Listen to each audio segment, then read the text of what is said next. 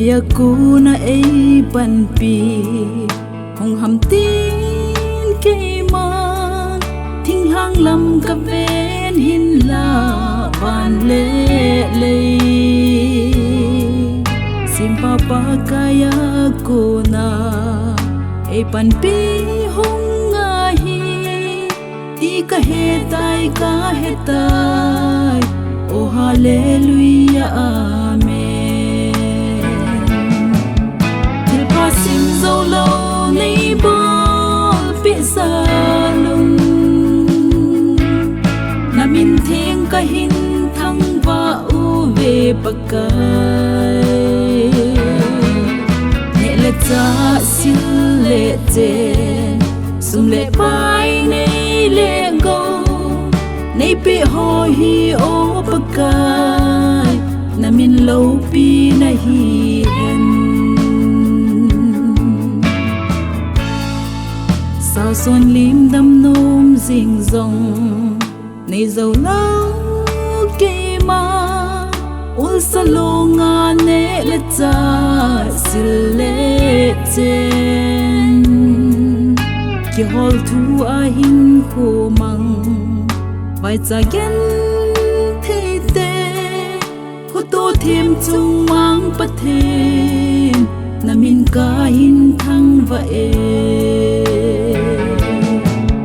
Thilpha sim JOULOU nei bolpeh salun mintheng kahin thangvah ve Pakai chah sil le chen sum le pai nei le go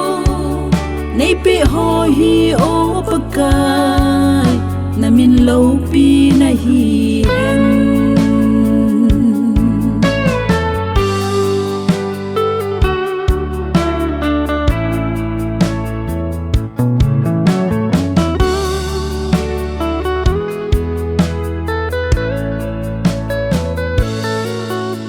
lệ gấu sung lệ pai phật thầy nay chân hohi cây lệ ca in sung mi tên o Pakai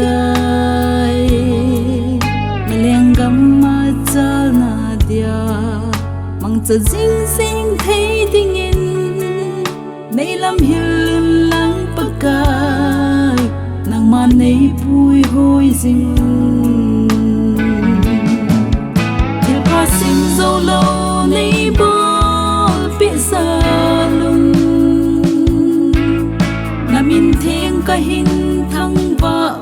ve Pakai